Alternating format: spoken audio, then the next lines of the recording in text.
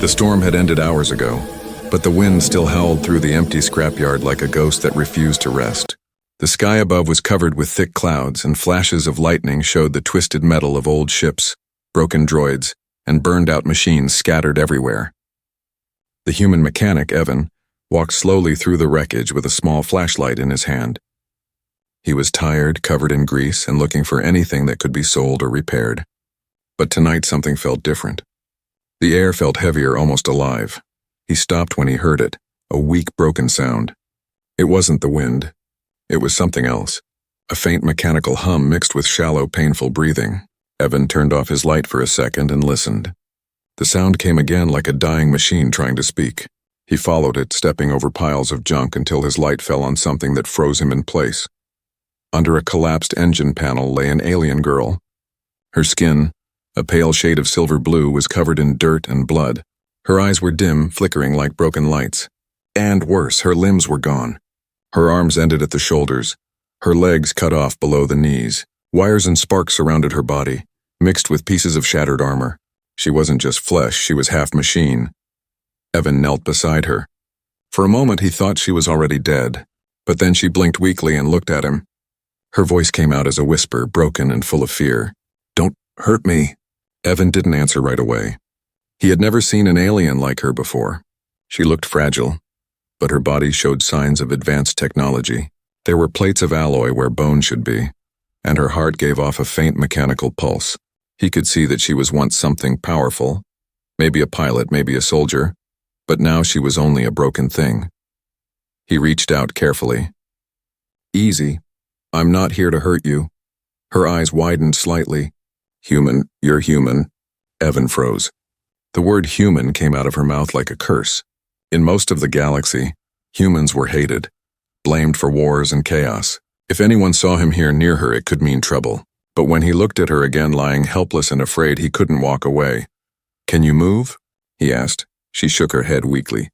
"They left me. My own team. They said I was useless." Evan's jaw tightened. He had seen machines thrown away when they stopped working, but this was a living being abandoned to die. "I'll get you out," he said firmly. Her eyes flickered.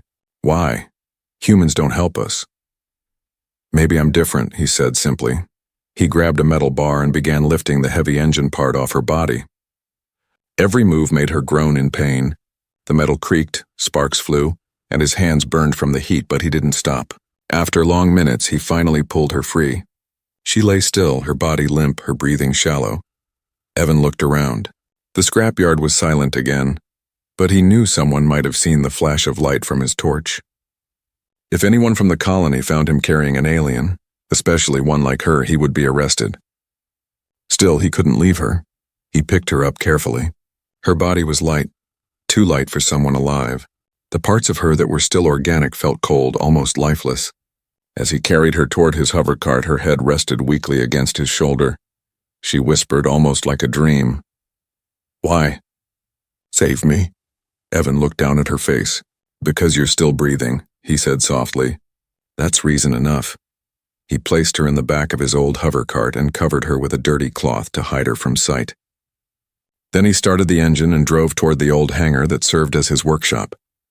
The storm clouds followed above, lightning flashing in the distance as if the sky itself was warning him. When he reached his garage, he closed the steel doors quickly and laid her gently on the repair table. The dim lights flickered on, showing shelves filled with broken parts, old droid limbs, and dusty tools. He cleaned her wounds carefully, using water and cloth from his small supply. Her body was strange to him, half living, half mechanical, but somehow everything still worked together. Her breathing was slow but steady now. Evan sighed in relief and looked at her face again.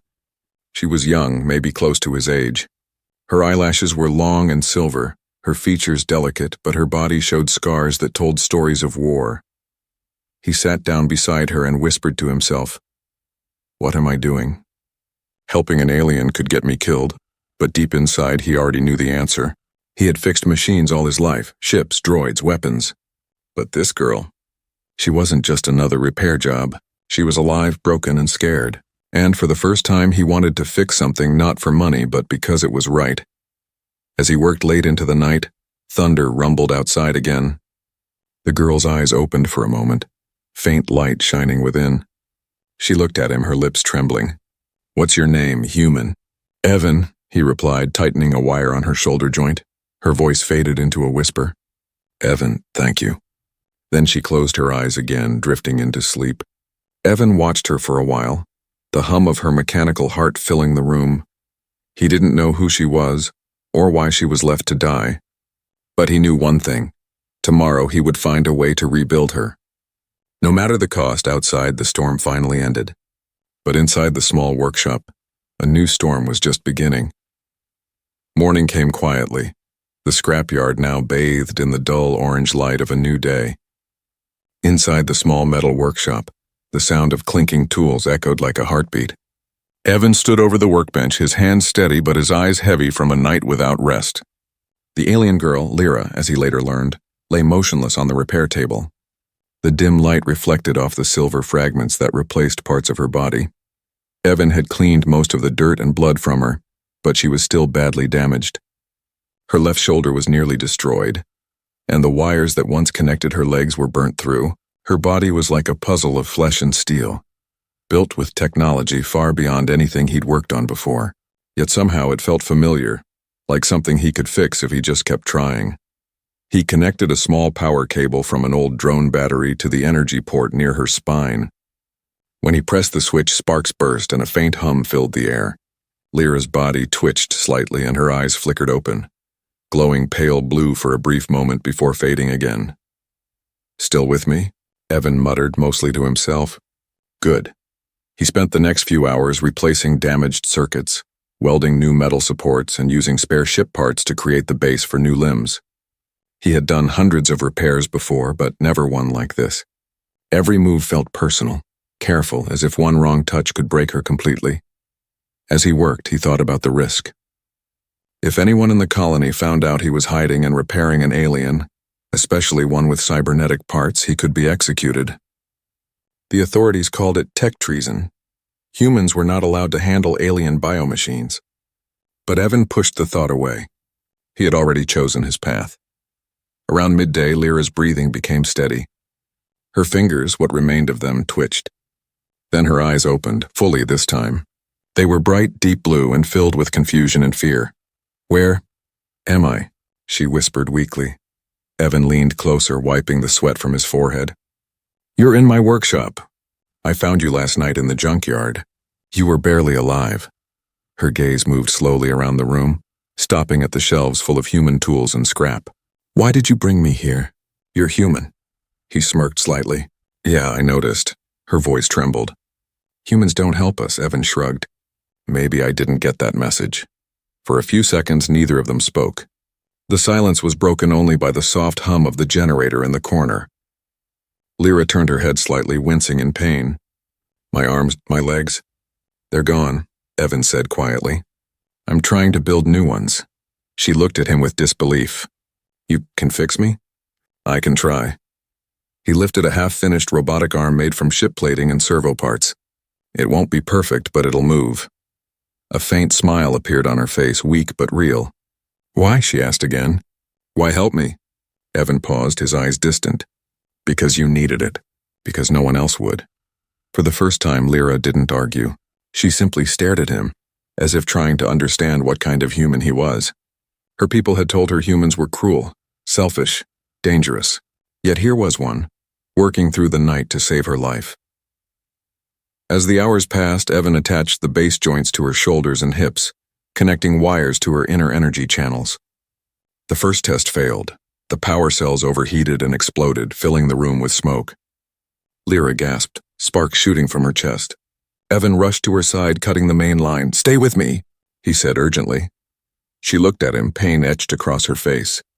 "You're terrible at this." Evan blinked, then laughed softly. "First words you say to me, and they're an insult.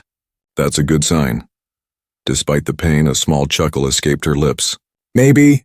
He replaced the fried wires and adjusted the voltage.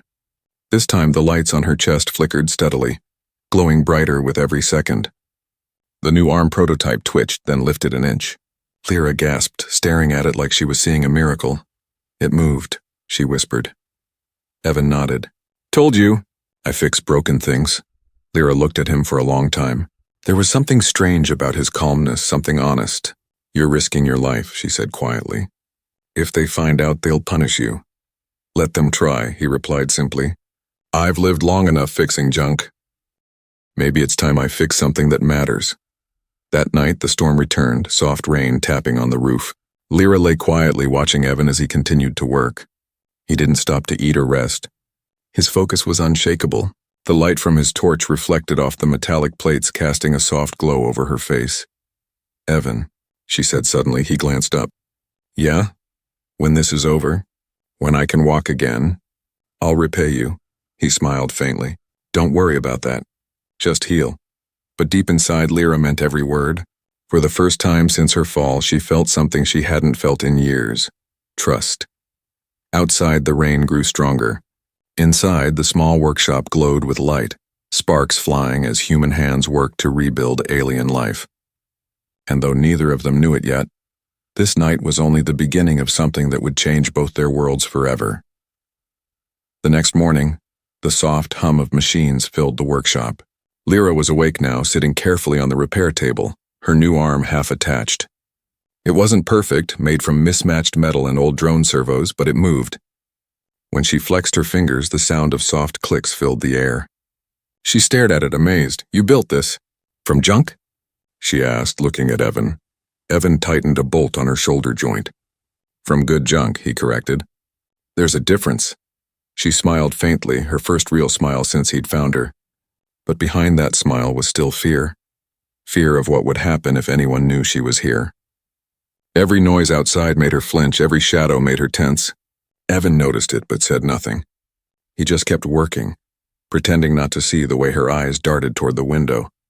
The colony wasn't a safe place for either of them. Humans lived here as second-class workers, barely tolerated by the alien rulers who controlled the planet.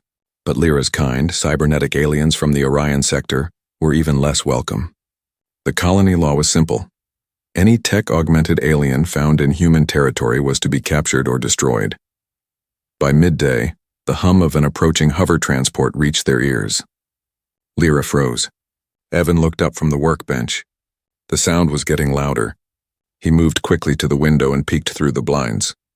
A group of armored enforcers was heading straight for his garage. Stay quiet, he whispered. Lyra's breathing quickened. Who are they? Colony Patrol, Evan said, voice low. They search workshops for stolen tech. Her mechanical hand twitched. If they find me, they won't. Evan moved fast. He grabbed a dirty tarp and covered her with it, then pushed a stack of metal crates in front of the table. Don't move, don't speak, he said firmly. Whatever happens, don't make a sound. Moments later, the door shook as heavy fists pounded on it. Open up. Colony inspection. Evan wiped his hands on his work pants and forced a calm expression before opening the door. 3 soldiers entered, tall and cold-eyed, their armor reflecting the dim light. The leader, a reptilian alien with sharp scales, stepped forward. You're Evan Hale, human mechanic? Evan nodded slowly. That's right. What's the problem? The soldier's yellow eyes scanned the room. We received reports of illegal energy signatures near this sector. You wouldn't happen to be hiding something, would you? Evan forced a tired laugh. You think I've got time to hide anything? Look around. It's just junk and broken dreams in here. The alien grunted and motioned for the others to search. They spread out, kicking tools aside, scanning the walls with energy detectors. Each second felt like an hour. Beneath the tarp, Lyra's heart pounded. She tried to stay still, but the soft hum of her power core was growing louder. One of the soldiers stopped near the table. Sir, I'm getting a faint signal from over here. Evan's blood ran cold. He stepped forward quickly. Yeah, that's my old plasma welder. It leaks power sometimes. Been meaning to fix it. The soldier frowned but pointed the scanner at him. You sure? Go ahead, check it yourself, Evan said, trying to sound bored. The soldier bent down and scanned the tarp, the light passing inches above Lyra's body. She held her breath, praying the old insulation layer Evan had wrapped around her would block the reading. For a moment, nothing happened. Then the scanner beeped faintly. The soldier straightened. Signal's weak. Maybe a false reading. The reptilian leader growled. If we find out you're lying, human, you'll lose your license and your hands. Evan met his eyes without flinching. Then I'd better make sure they're clean. After another tense minute, the soldiers turned to leave. As they reached the door, the leader paused. You know the law, mechanic. If you see any alien tech, especially cybernetic kinds, report it. You don't want to be caught helping them. They're dangerous. Evan nodded. I'll remember that. The door shut behind them and silence filled the room. Lyra gasped, pulling off the tarp. Her body trembled, her eyes wide with fear. They almost found me. Evan turned and leaned against the wall, exhaling deeply. Yeah, no thanks to your noisy power core. I couldn't stop it, she said, her voice cracking. It reacts to fear. He looked at her, his frustration fading. Guess we both need repairs then. For a long time, neither of them spoke. The tension slowly drained from the air, replaced by quiet relief. Then Lyra looked down at her new hand again. You could have told them, she whispered. You could have let them take me. I could have, Evan agreed, cleaning his tools. But I didn't. Why? She asked softly. You could die because of me. He looked up, meeting her gaze. You're not a threat. You're just broken. And I fix broken things. Her eyes filled with tears, not mechanical, but real. You don't even know me. Then maybe you can tell me while I build your legs, he said with a small smile. For the first time, Lyra laughed, a weak, shaky sound, but full of life. The storm outside had passed, but inside the workshop, another storm was forming. Evan didn't know it yet, but the patrol leader had already marked his name for a deeper search. Someone had seen the light from his workshop the night before. Someone knew he was hiding something. And while Lyra learned to move her new hand, far above the colony, a ship with the mark of her former employers began descending through the clouds, looking for what they'd lost. The rain had stopped by dawn, but Evan's workshop was still soaked in the cold dampness of the night. The air smelled of metal dust and oil. Inside, soft blue light flickered from Lyra's chest core as Evan worked carefully, his face half hidden by the welding mask. Sparks danced around him like fireflies while he adjusted the last connection on her newly built arm. Try now, he said, stepping back. Lyra looked at him, nervous. Her right arm, the one he'd built, was sleek, silver, and thin, made from mismatched parts he had scavenged from broken droids. Slowly, she lifted it. The fingers trembled, then steadied. She moved them one by one, and for the first time in what felt like forever, she reached out and touched the air. Her voice broke slightly as she whispered, It moves. I can feel it. Evan smiled, wiping sweat from his forehead. It's not perfect, but it'll work until I can find better parts. Lyra flexed her fingers again, and small blue lights ran through the joints. You even gave it nerve feedback, she said softly. That's impossible with human tools, he shrugged. Guess no one told me it was impossible. She looked at him, then really looked at him.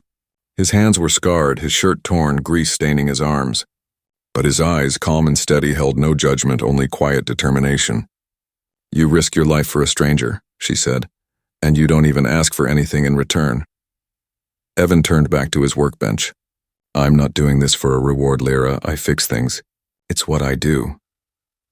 But I'm not a thing, she said softly. He froze for a second, then said quietly, No, you're not. The silence that followed was heavy, but not cold. There was something new in it, understanding. Evan began working on her legs next.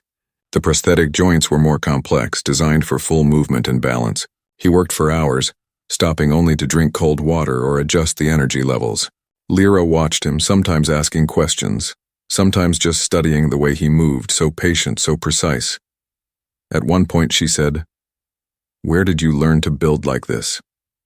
Evan didn't look up. My father was a mechanic on one of the mining colonies.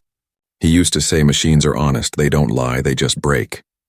People, though, they break you without warning. Lyra lowered her gaze. So you fixed machines instead of people? He smiled faintly. Until now. When the first leg was finished, he tested the power flow. It worked. The servos whirred softly as the joint turned. He attached it to her hip socket, tightened the bolts, and secured the wire harness. Then he began on the second one. As he worked, Lyra spoke again, her voice distant. I was an engineer once, too.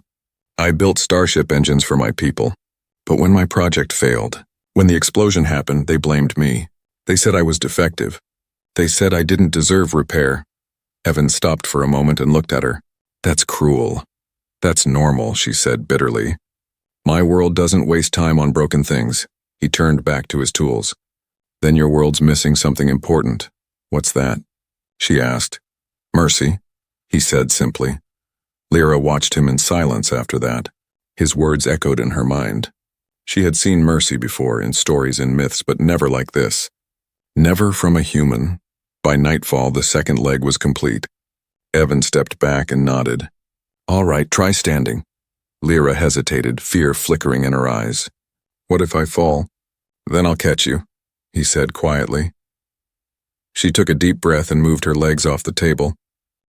The metal feet touched the ground with a soft clang. She pushed herself up, shaking slightly. For a few seconds, nothing happened. Then slowly, she stood. Her body trembled, the servos adjusting. Evan stayed close, ready to grab her if she lost balance. But she didn't. She took a step, small, clumsy, but real. Then another, her eyes filled with tears. I can walk, she whispered. I can really walk? Evan smiled. Told you I'd fix you. She turned to him, emotion shaking her voice. You gave me more than that, Evan. You gave me a name again. You gave me a reason to live. He looked at her, confused. A name? She raised her arm and pointed to the engraving he had carved near her shoulder joint. Small letters scratched into the metal. Lyra. Evan blinked. You said your name once when you were half conscious. I figured it should stay. Her lips trembled as she smiled. You engraved it on my arm. Like I matter, he didn't answer. He didn't need to. That night Lyra slept sitting up, her new limbs glowing faintly in the dark. Evan stayed awake, staring at the blueprints scattered across the table. Outside, the stars shimmered through the cracks in the roof, quiet and endless. He didn't know why he cared so much, why saving her felt like saving a part of himself. Maybe it was because he saw something in her eyes, a will to live that refused to die no matter how broken her body was. Before turning off the lights, he glanced at her one last time. Tomorrow, he whispered to himself, we fix the rest. Lyra stirred slightly, her lips moving in her sleep. She whispered his name softly, as if it were something fragile. And for the first time in years, Evan felt something in his heart that no machine could ever create. Hope. The morning sun rose over the scrapyard, painting everything in soft gold, but the peace didn't last. Evan stood outside the workshop, wiping grease from his hands as he looked toward the distant colony gates. Something felt wrong, too quiet, too still. The usual sound of trading ships and market chatter was gone. Even the air seemed to hold its breath. Inside, Lyra was testing her new legs, moving carefully between the workbenches. Her steps were smooth now, almost natural. Each motion carried confidence instead of fear. When she turned to Evan, her eyes sparkled faintly. I never thought I'd walk again, she said softly. He smiled. Well, I never thought I'd build a walking miracle out of scrap metal. Before she could respond, a low rumble shook the floor. Evan's smile faded. He moved to the window.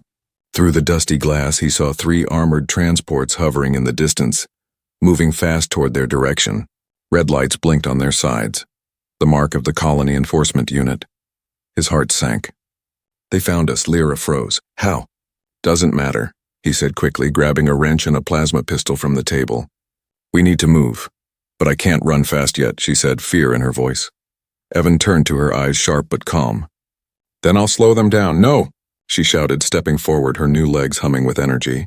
You saved me, I won't let you die for me, he smirked. Then keep up. He rushed to the side of the workshop and opened a hidden panel in the wall, revealing a narrow tunnel leading into the scrapyard. Go, head for the old freighter wreck. It's buried under the east ridge. You can hide there. Lyra hesitated for only a second before nodding. She grabbed a small tool belt and followed him. The hum of the approaching transports grew louder. By the time they reached the back door, the first hovercraft had landed outside. Evan peeked through a crack. Soldiers were pouring out, weapons drawn, scanners flashing. They were serious this time. He could see the reptilian officer from before, the same one who had threatened him during the last inspection. Lyra looked at him anxiously. Evan, they'll kill you if they find me. Then we make sure they don't, he said, pushing her through the tunnel first.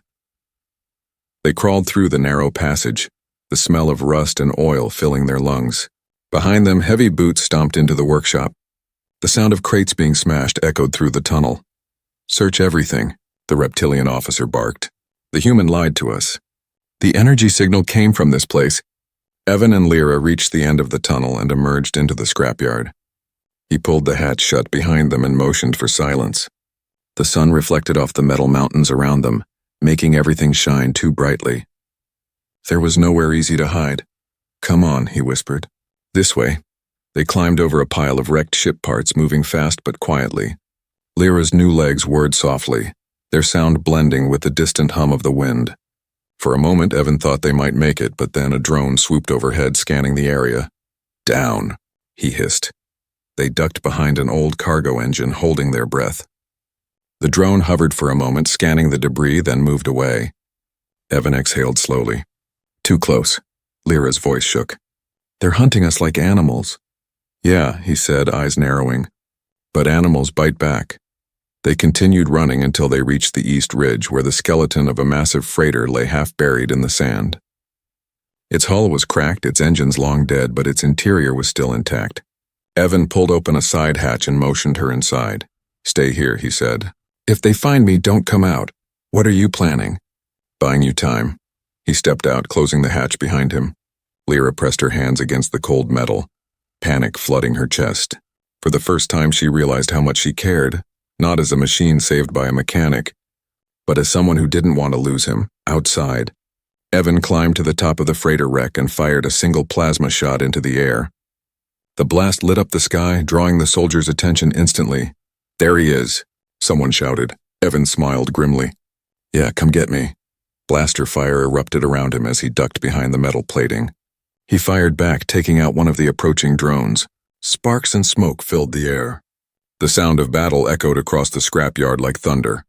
Inside the freighter, Lyra clenched her fists. Every explosion outside made her heart race faster. Then something inside her clicked, not mechanical but emotional. She couldn't stay hidden while he fought alone. She pushed open the hatch and stepped out.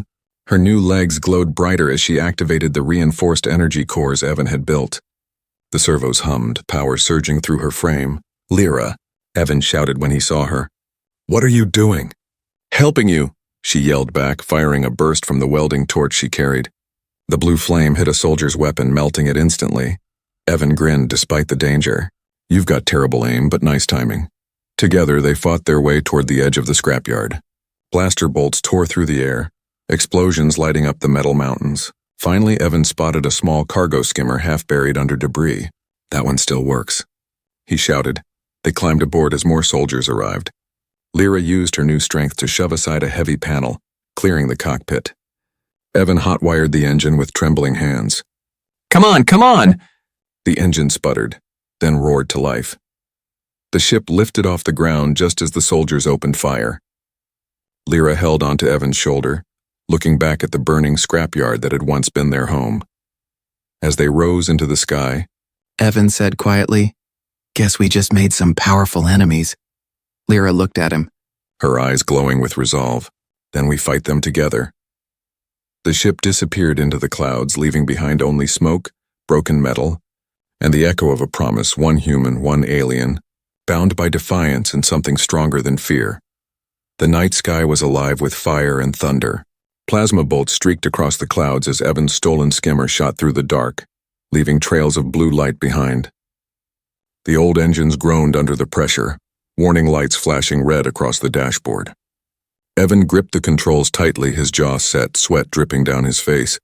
Lyra sat beside him, her silver blue skin reflecting the glow from the console. Her breathing was uneven, every jolt of the ship making her wince. One of the blasts from the soldiers had grazed her arm, burning through the metal shell. She covered it with her hand, hiding the sparks. "They're still following us," she said, her voice tense. "2 ships, maybe 3. Evan glanced at the radar. "They're faster than this junker.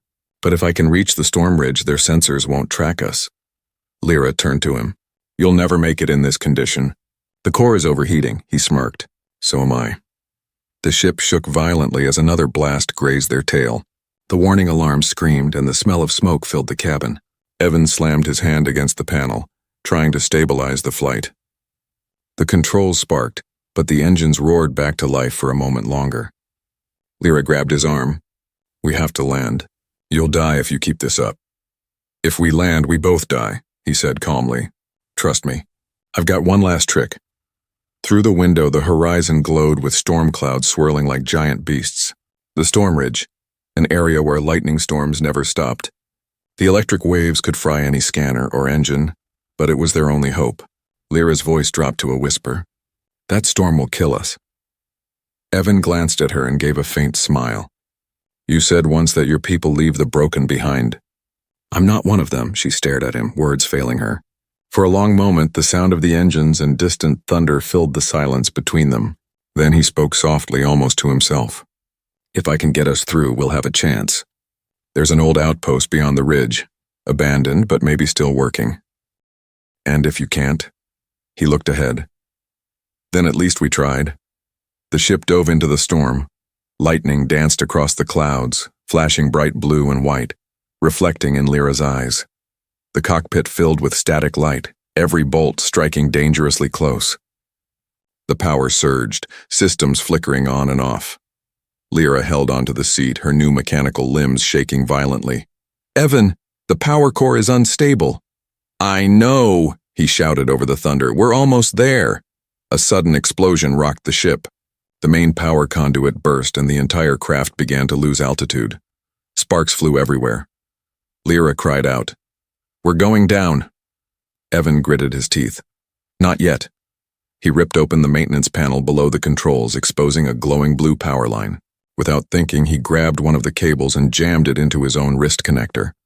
Pain shot through his body, his muscles tightening as the electric surge passed through him.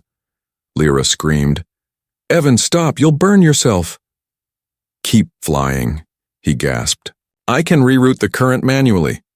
His body convulsed from the voltage, but the ship's lights flickered back on. The engines roared again, pulling them through the thick wall of lightning. The entire world outside became a sea of blinding blue. Then suddenly, silence. The ship broke through the storm, emerging into a clear stretch of sky. Below them lay the shadow of an old moon base, abandoned, half buried in dust.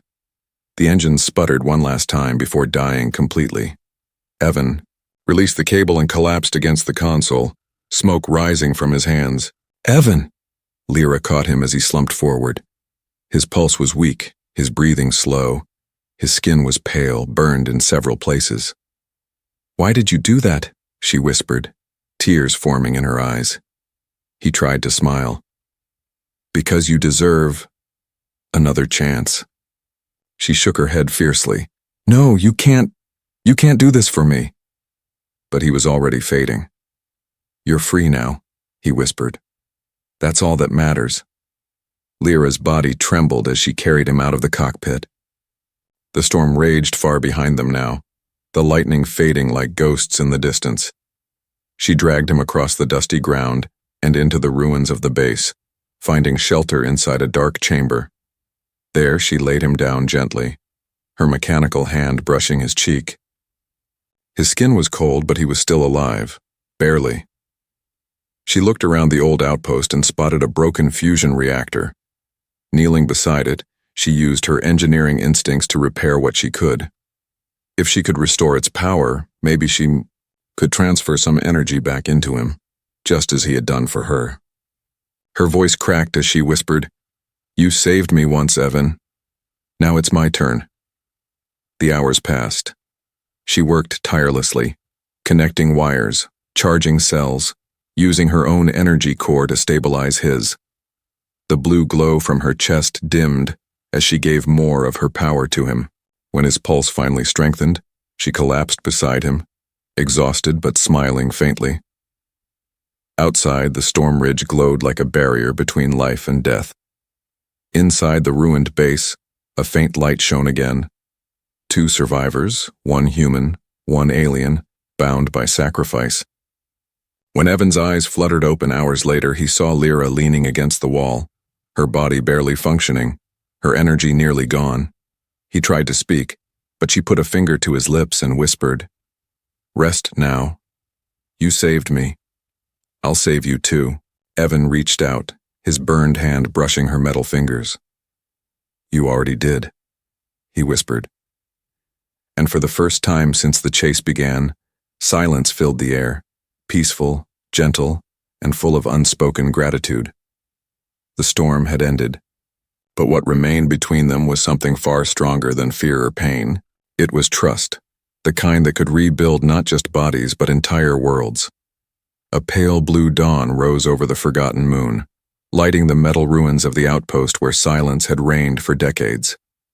Dust floated in the weak sunlight, drifting through cracks in the ceiling. Inside, the hum of life returned, soft, steady, and fragile. Evan slowly opened his eyes. His vision was blurry at first, his body heavy, but he could feel warmth on his face. He blinked and saw Lyra kneeling beside him, her silver-blue skin dimly glowing. Her energy core pulsed faintly with a soft rhythmic light, slow but alive. "Hey," he whispered, his voice dry. Lyra turned sharply, her eyes widening. "You're awake." He tried to sit up, but his body wouldn't obey. His muscles trembled, and pain shot up his arm. When he looked down, he froze. His hands were gone, replaced by sleek mechanical limbs, their joints polished and clean. For a moment, he didn't breathe. What did you do?" he asked softly. Lyra smiled weakly. "I fixed you," she said. "The storm burned through your nerves. You would have died if I didn't replace your arms." Evan stared at her in disbelief. "You built these?" She nodded. "From the ship's parts, from what you taught me." He flexed his fingers slowly. The new limbs moved perfectly, smooth and responsive. For the first time in his life, Evan felt like part of a machine, and somehow, part of something greater. Lyra touched her chest and smiled faintly. "I used most of my core energy to keep you alive. I didn't think I'd make it through the night." Evan's eyes softened. "You shouldn't have done that." She shook her head. "You did it for me first." For a long moment they sat in silence. Outside, the wind howled softly, carrying the sound of metal creaking in the distance. Evan leaned back against the wall, his mind slowly clearing. He remembered the chase, the lightning, the pain, and her voice calling his name through it all. "Where are we?" he finally asked. "An old outpost," she said, glancing at the broken walls. "Built long ago before your kind and mine ever met. The power grid still works, barely." Evan chuckled weakly. "Then we've got ourselves a home. For now." Lyra's expression softened. "A home." She looked around at the rusted walls, the broken lights, the cold floor. Then her gaze returned to him. "It's more than I had before." He tried to stand, his new legs shaky but functional. "We'll fix it up," he said. "We'll make it livable." Lyra watched him struggle to move, smiling quietly. "You never stop fixing things, do you?" "Old habits die hard," he replied. "Besides, it's what kept us alive." Over the next few hours, they worked together. Lyra repaired the power conduit while Evan scavenged from the wrecked ship outside. The sound of tools and laughter filled the once dead station.